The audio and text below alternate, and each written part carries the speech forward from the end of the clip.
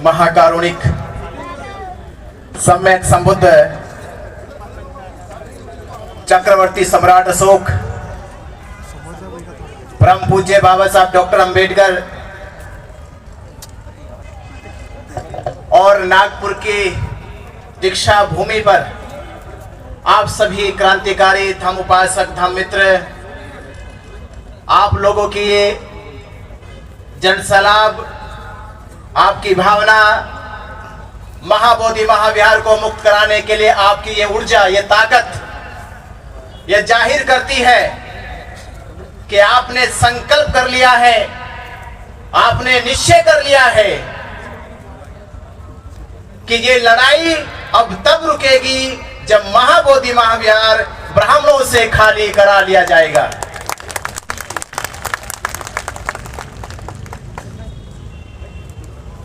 मैं बाबा साहब डॉक्टर अंबेडकर जी के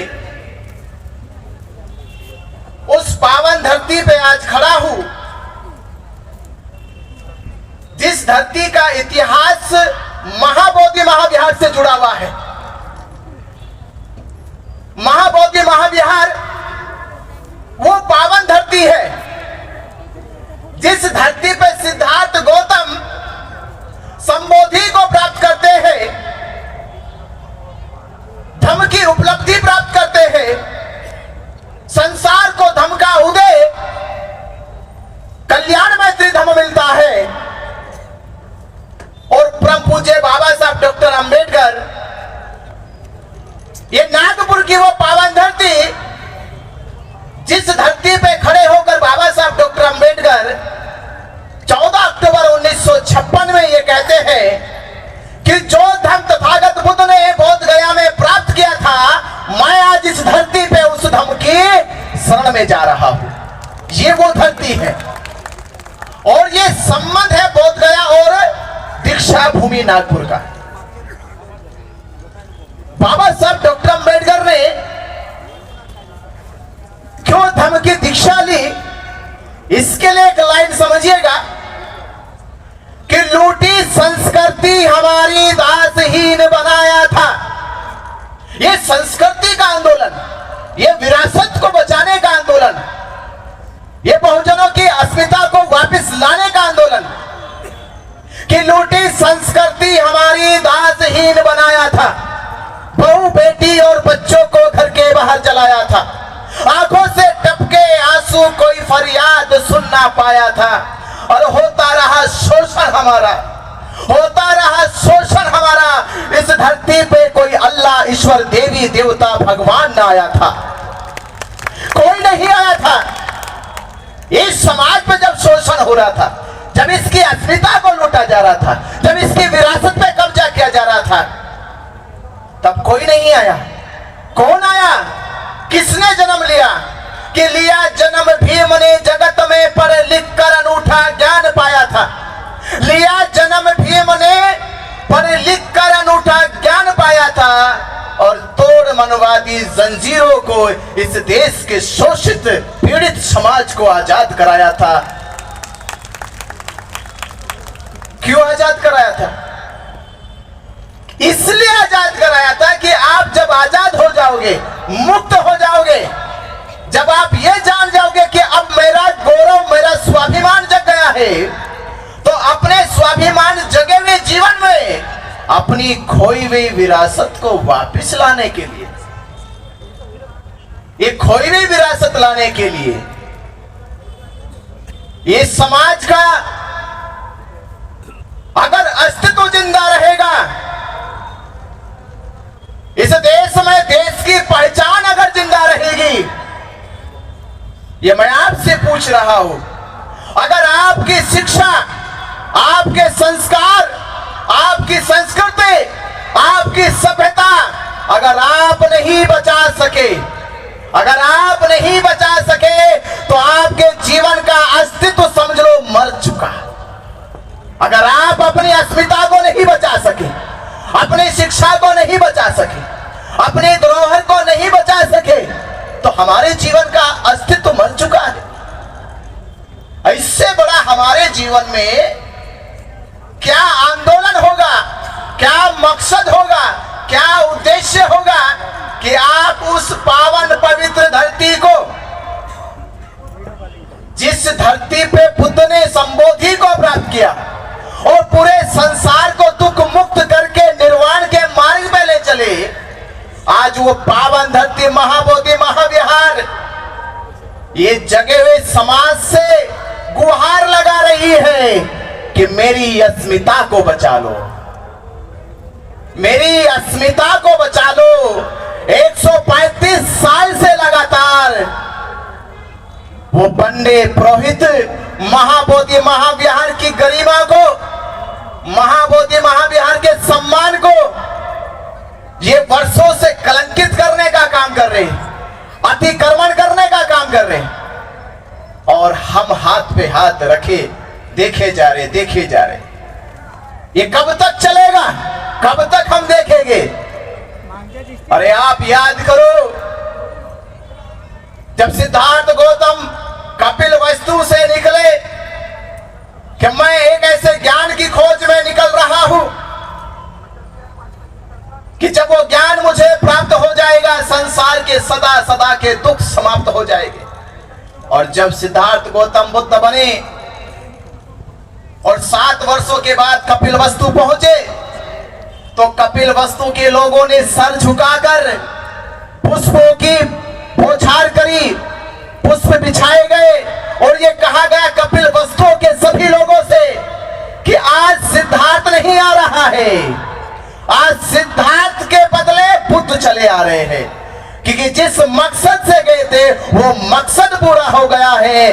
तथागत बुद्ध ने यह रहस्य जान लिया है कि संसार में दुख है, दुख का कारण है, दुख कारण का निवारण है, और उस निवारण का ये मार्ग है। ये मार्ग को जानकर आए हैं, ये मार्ग हमारे जीवन के निर्वाण का मार्ग है। तो आप जब लोग जाओगे महाबोधि महाविहार बचाओगे, तो आने वाली पीढ़ी, आने वाले आपके नस्ल के लोग कहेंगे ये वही लोग हैं, ये वही लोग हैं जो 12 फरवरी में 2025 में महाबोधि महाविहार को बचाने के लिए जो आंदोलन चलाया गया था, जो आंदोलन 135 साल से दुनिया का सबसे बड़ा आंदोलन, उस आंदोलन में इन सब लोगों की सहभागिता थी। ये वो हमारे वीर महापुरुष हैं जिन्होंने महाबोधि महाविहार को बचाया है। वो फक्र करेंगे, वो अपने ऊपर ये गौरव करेंगे कि आप उनके पूर्वज हैं, आप उनके महापुरुष हैं। तो ये लड़ाई जीतने के लिए कैसे जीती जाएगी? हमसे किसी ने कहा कि आप तो बौद्ध भिक्षु हैं, आप तो घर त्याग करके सन्यासी बने, भिक्षु बने, तो आप ये मांग क्यों कर रहे हो? क्यों महाबोधि महाविहार मांग रहे हो? मैंने क्या, किस मूर्ख ने कहा तुमसे? ये किस मूर्ख ने कहा कि हम महाबोधि महाविहार मांग रहे? महाबोधि महाविहार मांगा नहीं जा रहा बल्कि बचाया जा रहा। ये मांगने की लड़ाई नहीं है, ये बचाने की लड़ाई है। किससे बचाने की लड़ाई है? ये बचाने की लड़ाई है कि महाबोधि महाविहार वो पावन पवित्र, वो ज्ञान का प्रतीक, शांति का प्रतीक, मैत्री का प्रतीक है, और उस प्रतीक को ये पंडे पुरोहित पिंडदान करके, श्राद्ध करके, पिंडा परा के उसकी गरिमा को भंग करने का काम कर रहे हैं। हम इन पाखंडियों से बचाना चाहते हैं महाबोधि विहार को। हम महाबोधि महाविहार को, जो पूरी दुनिया इस श्रद्धा से दान देती है कि महाबोधि महाविहार में गया दान वहां के बौद्ध भिक्षुओं को प्रशिक्षित करेगा, वहां के बौद्धों के लिए कॉलेज यूनिवर्सिटी बनेगी, वहां के बौद्धों को धर्म प्रचार प्रसार करने के लिए सुविधा मुहैया कराई जाएगी। पर आपके इस धर्म प्रचार प्रसार के रथ को रोकने के लिए इन्होंने 1949 में महाबोधि महाविहार के ऊपर यह एक्ट बनाया। जब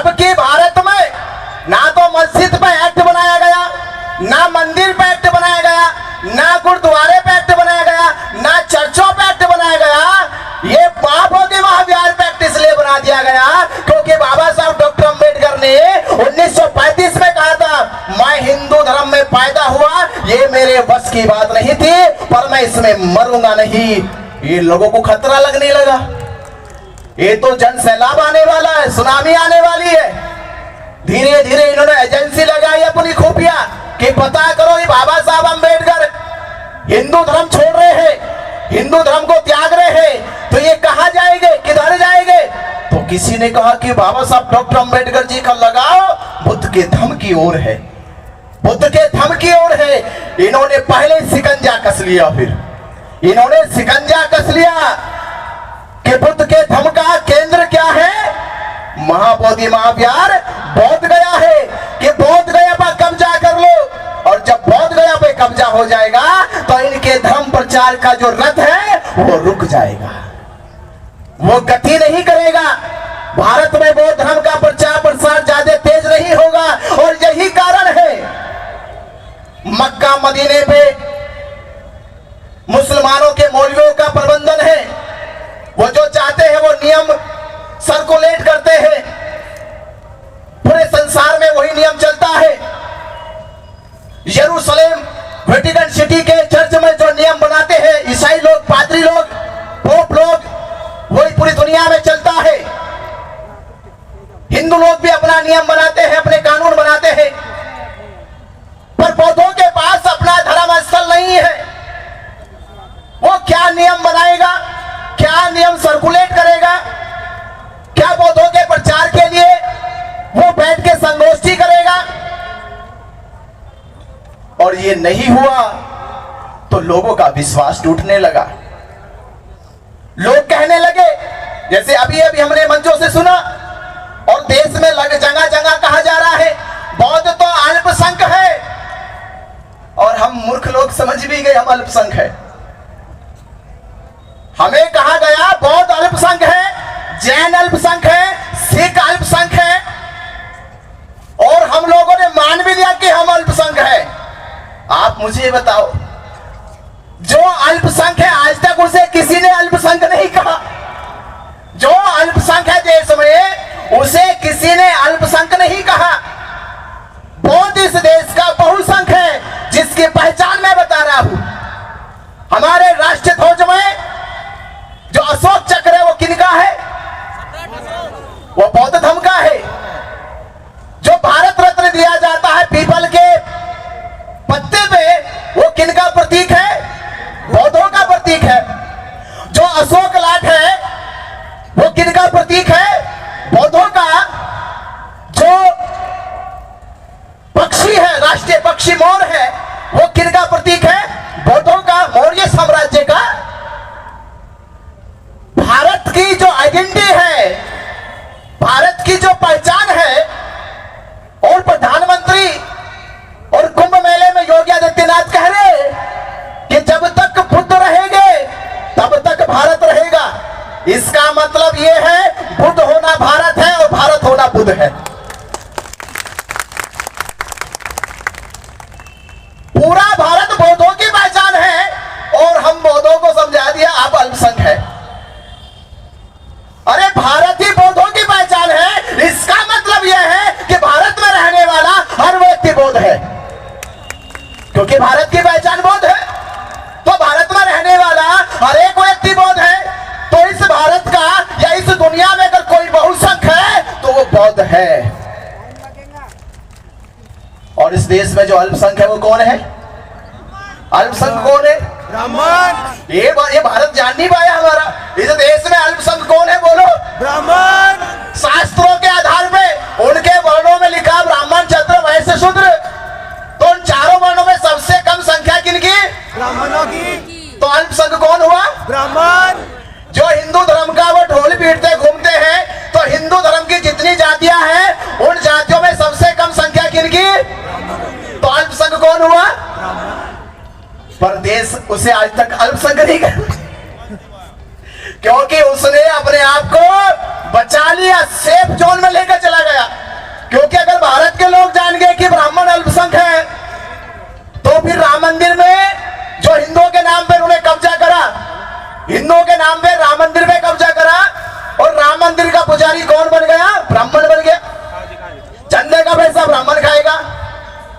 और ये BTMC एक्ट भी टीटीएमसी एक्ट में 4 हिंदू के तो जिक्र करा, पर हिंदू कौन? हिंदू कौन? हिंदू ब्राह्मण। इसका मतलब ब्राह्मण बड़ा चालाक आदमी है। वो हिंदुओं को आगे करके अपने अल्पसंख्यक अस्तित्व को बचा लेता है और लगातार ये ऐसे हिंदुओं को जो SC ST OBC है उनका मूर्ख लंबे समय से सदियों से बनाता रहा है और उनके नाम पे मलाई और दान की लुटाई करता रहा है। पर अब ये बौद्ध समाज 1949 का इतिहास कुछ और होगा। 1949 का इतिहास कुछ और होगा। भारत में बौद्ध गुमनाम होगा। इतिहास बदल गया है और आज का बौद्ध समाज जग गया है। आज का बौद्ध समाज जग गया है। विरासत उसकी है जो छीन के दफनाई गई है। अब ये बौद्ध समाज उस दफनाई गई विरासत को हाथों से नहीं, बातों से नहीं, ये सीने से भी छीन कर आपके ले लेगा। ये आपके सीने से भी आपके सामने से लेकर आएगा। आपने एक इतिहास सुना होगा कि एक बार एक जंग के लिए एक राजा को एक ऐसी फौज से लड़ना था जिस फौज का उस दुनिया में इतिहास लिखा गया कि उसने कभी हार नहीं मानी। तो एक राजा ने उनकी सेना से लड़ने का अपनी सेना से वादा करा कि हम उससे लड़ेंगे, उसको हराएंगे, पर अपनी सेना को बताया नहीं, क्योंकि अगर बता दिया तो सेना डरना जाए, सेनापति डरना जाए। तो कहा कि हर एक छोटा सा कोई मामूली सा कोई राजा है और वो बहुत अकड़ के चलता है, बड़ा गुमान करता है, अहंकार करता है, उसको हराना है। तो अपनी सेना को ले चल पड़े और ले गए। तो जहां लड़ने का युद्ध भूमि बनाई गई, वो युद्ध भूमि एक नदी पार करके जानी थी। तो नदी पार करी गई नाव से, और जब नदी पार की गई और नदी पार करके जब बोर्ड देखा तो उस बोर्ड पे लिखा था, दुनिया का सबसे खूंखार राजा की युद्ध भूमि में पहुंच गए हो, इसे हराना मुमकिन ही नहीं, नामुमकिन है। इसे हराना मुमकिन नहीं, नामुमकिन है। तो सारी सेना कहने लगी अपने राजा से, राजा हमको मरवाने के लिए यही क्यों लेके आए? हमको मरवाने के लिए कोई और जगह नहीं मिली आपको? राजा ने कहा अगर बचना चाहते तो चलो वापिस। तो जैसे वापिस चले तो राजा ने पहले जो नाव से आए थे वो नाव सब खोल के नदी में बहा दी थी। सारी नाव नदी में बहा गई। नदी में पानी गहरा था और गहरे पानी के साथ साथ बड़े बड़े मगरमच्छ भी थे। तो राजा ने कहा देखो, मरना दोनों जगह है, लड़के मर लो या भाग के मरो। या तो लड़के मरो या पीछे पीठ दिखा के भाग के मरो। पर जो तुम्हें छोड़ने आए थे इस नदी के किनारे, जो तुम्हें इस नदी के किनारे छोड़ने आए थे, वो तो ये जय जयकार के नारे लगा रहे कि हमारी सेना बहुत बहादुर है, दुनिया के सबसे बड़े खूंखार राजा से लड़ने गई है, वो प्रतीक्षा कर रही है। तो सेना कहती कि राजा क्या करे? तो राजा ने कहा ये अगर लड़के मर गए तो शहीद अमर कहलाओगे, अगर लड़के मर गए शहीद अमर कहलाओगे, और भाग के मगरमच्छों के मुंह में निवाला बन गए तो कायर कहलाओगे।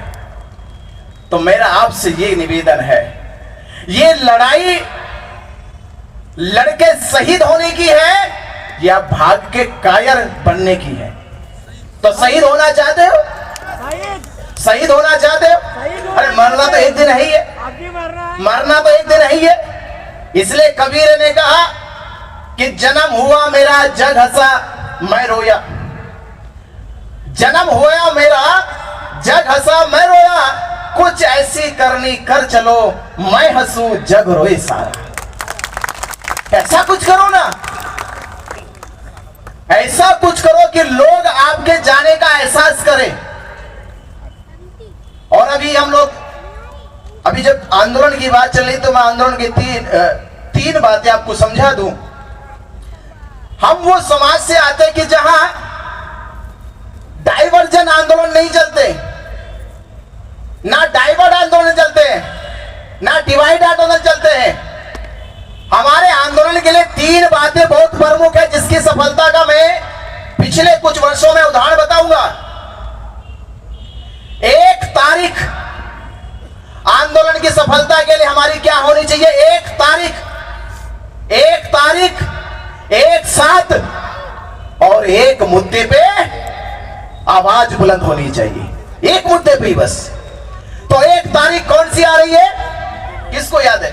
12 मई। कौन सी तारीख? 12 मई। बड़ी याद होगी सबको। हाँ जी। कौन सी तारीख आ रही है? 12 मई। आंदोलन के परिवर्तन की और देश में इतिहास लिखने की तारीख कौन सी आ रही है? 12 मई को 12 लाख बोध, 12 मई को 12 लाख बोध गया में होने चाहिए। ये पूरे देश में आवाज गुंजा दो। एक ही तारीख 12 मई, 12 लाख लोग एक साथ महाबोधि महाविहार को कराएंगे, ब्राह्मणों से मुक्त आजाद। कराओगे ना? कराओगे? एक तारीख की तैयारी करो। आप सोचिए 12 लाख लोग अगर बोध गया पहुंच गए, 12 लाख लोग, जो वहां का डीएम बार बार कह रहा है, वहां का सचिव बार बार कह रहा है, आपकी संख्या कहां है, बौद्धों की संख्या कहां है? तो हमने कहा भाई बौद्धों की संख्या तो यही है भारत में बौद्धों की संख्या है। पर हम बौद्ध लोग अपने बाहरी बौद्ध अनुयायियों का भी सम्मान करते हैं।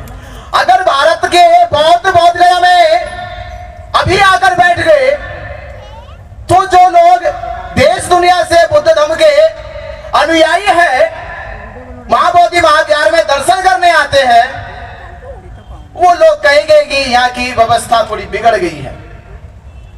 हम नहीं चाहते कि वो लोग यहाँ आए और अव्यवस्था देख कर जाए, इसलिए हमने एक ही तारीख चुन ली, 12 मई। 12 मई को 12 लाख लोग आएंगे और फिर हम कहेंगे कि मुख्यमंत्री जी अब पैर रखकर कैसे बाहर निकल पाओगे? 12 लाख लोग आ गए, अब पैर रख के किधर से निकलोगे? गाड़ी जाने का रास्ता बंद, पैदल जाने का रास्ता बंद। अब तो तभी जाओगे, पहले हमारा रास्ता निकालो और ब्राह्मण को बोध गया महाविहार से बाहर निकालो, उसके साथ साथ तब आप पटना की ओर प्रस्थान करना। ये ताकत अगर आपने दिखा दी, और हमें ऐसा लग रहा है इस बार के 12 लाख बौद्ध 145 साल के आंदोलन का अंत करने वाले हैं। तो होने वाला अंत इस बार इसलिए अंत होने वाला है क्योंकि आंदोलन के लिए बोध गया की भूमि बौद्ध भिक्षुओं के लिए इतनी पावन पवित्र धरती है, जिसे हमें बार बार करेंगे कोई तारीख बताओ कब तक ये आंदोलन चलेगा। हमने कहा हमारे लिए कोई तारीख ही नहीं है, हम तो आंदोलन करते रहेंगे।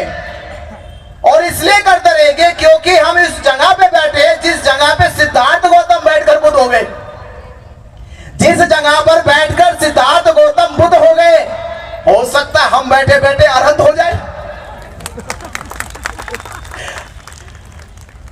हम अरहंत भी तो हो सकते हैं। तो इससे बड़ी पवित्र जगह हमारे लिए क्या होगी, और बौद्धों के लिए, बौद्ध भिक्षुओं के लिए इससे बड़ा आंदोलन क्या होगा। और तथागत ने तो कहा था,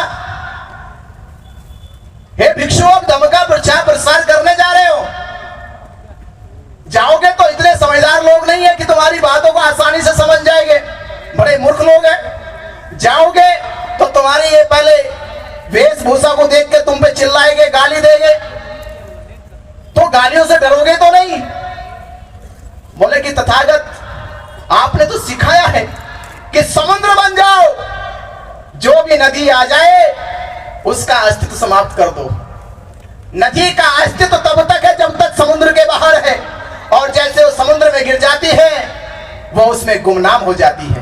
तो हे तथागत हमें जो भी देगा वो इस काया में इस मन में समा जाएगा, ना किसी से राग रहेगा, ना किसी से द्वेष रहेगा, ना किसी से बैर रहेगा, ना किसी से नफरत रहेगी। सभी को क्षमा करते करते आगे अपने धर्म के प्रचार में बढ़ेंगे। तथागत कहते हैं अगर ये लोग और भी पागल हो गए, उन्होंने आपको दौड़ाना मारना शुरू कर दिया लाठी डंडे से, बोले तथागत हम मार से मारने से भी नहीं डरे, हम मार के मारने से नहीं डरे, मार भी हमारे प्रज्ञा के सामने नतमस्तक होके पराजित होकर वापस लौट आई, तो इनकी मार से हमारे ऊपर कोई प्रहार होने वाला नहीं है, कोई असर होने वाला नहीं है। तथागत ने कहा तो आखिरी और बात कहूंगा, अगर उन्होंने आपको जान से ही मार दिया, आपके प्राण ही ले लिए, तो बौद्ध भिक्षु ने कहा हे तथागत, इस जीवन का उद्देश्य पूरा हो जाएगा। जन्म लेना है तो मरण निश्चित है, और मेरे जीवन का यह उद्देश्य था कि मैं धम्म के मार्ग पे चारिका करते करते, धम्मवाणी को बोलते बोलते, बुद्धवाणी को बोलते बोलते अगर मेरे प्राण चले जाए, ये प्राण जाने का मेरे जीवन का सबसे बड़ा लाभ ये होगा कि मैंने धम्म बोलते बोलते प्राणों को त्याग दिया है। धम्म बोलते बोलते, नहीं तो लोग हॉस्पिटल में रोते रोते त्याग देते हैं, तो मैं हॉस्पिटल में रोते रोते प्राण नहीं त्यागूंगा, मैं तड़पते तड़पते प्राण नहीं त्यागूंगा, मैं बुद्धवाणी बोलते हुए, बुद्ध घोष करते हुए, महाबोधि महाविहार को मुक्त करते करते अगर प्राण चले जाए, तो इससे बड़ा मेरे जीवन में और निर्वाण क्या होगा। तो मैं आप इस कड़ी को हमें आगे बढ़ाना है, एक साथ एक तारीख और एक ही मुद्दा कि महाबोधि महाविहार मुक्त करो, बीटीएमसी एक्ट रद्द करो। Mahabodhi Mahavihara, Mahabodhi Mahavihara, Mahabodhi Mahavihara, BTMC act, BTMC act, BTMC act रद्द करो। बस यही मांग हमारी 12 मई को 12 लाख लोगों की एक साथ होनी चाहिए। आप जीत जाओगे, सचमुच कह रहा हूं कि जीत जाओगे। और इस आंदोलन को ऐसा आंदोलन बनाओ कि लोग आपसे इतिहास जब लिखे और कहे कि बौद्धों से बड़ा आंदोलन इस देश में किसी ने नहीं चलाया। मजबूत करो अपने आंदोलन को, हर एक तरह से मजबूत करो, ताकत के साथ लड़ो, निराशा से मत लड़ो कि निराशा से आंदोलन जीते जाएंगे। आंदोलन जीते जाएंगे पूरी ताकत से, पूरी शक्ति से, पूरे हौसले से, पूरे जज्बे से। कभी कभी आपका जज्बा ही सामने वाले को बिना लड़े हरा देता है, तो ऐसा जज्बा अपने अंदर पैदा कर दो कि दुश्मन आपके जज्बे को देखकर ही हार मान जाए और महाबोधि महाविहार को पहले ही खाली करके भाग जाए। तो आपकी ये तैयारी, और मैं हकीकत बात ये बता दूं कि महाराष्ट्र वो प्रदेश है, सच में ये मुझे अब समझ में आया कि महाराष्ट्र नाम क्यों रखा। ये तो चलो आप जानते, मैं और बड़ी बात बता रहा हूं कि महाराष्ट्र क्यों रखा, क्योंकि राष्ट्र होता है, बड़े राष्ट्र के ये सारे 28-29 राज्य राष्ट्र है, और इन सबके ऊपर, इन सबके ऊपर महाराष्ट्र है। तो महाराष्ट्र इसलिए सिद्ध कर दिया उन्होंने। पिछले आंदोलन में देखा हमने, जैसे इतिहास पढ़ा उतने तो हम बड़े नहीं थे, पहले देखा कि महाराष्ट्र के लोग ये आंदोलन चला रहे थे, और इस बार तो हमने आंखों से देख लिया कि महाबोधि महाविहार की लड़ाई 80% महाराष्ट्र के लोग लड़ रहे हैं। इसके लिए मैं तहे दिल से आप लोगों का बहुत बहुत साधुवाद धन्यवाद करता हूं। सच में आप लोगों के भीतर बाबा साहब डॉक्टर अंबेडकर जी का स्वाभिमान जीवन जिंदा है। सच में आपने ये सच में भारत के और बुद्धिस्टों को और अंबेडकरवादियों को बता दिया कि वाकई महाराष्ट्र के बगैर कोई भी लड़ाई हम लोग जीत नहीं सकते। सच में आप लोग वीर हो, बाबा साहब के सच्चे सपूत और वीर हो। आपने सुना, और हम यही फिर अपील करेंगे 12 मई को 12 मई को 12 लाख 12 मई को 12 मई को 12 मई को 12 लाख बोध गया होने चाहिए। जय भीम, नमो बुद्धाय। और आप अपना सपोर्ट सहयोग जरूर करके जाए। नमो बुद्धाय।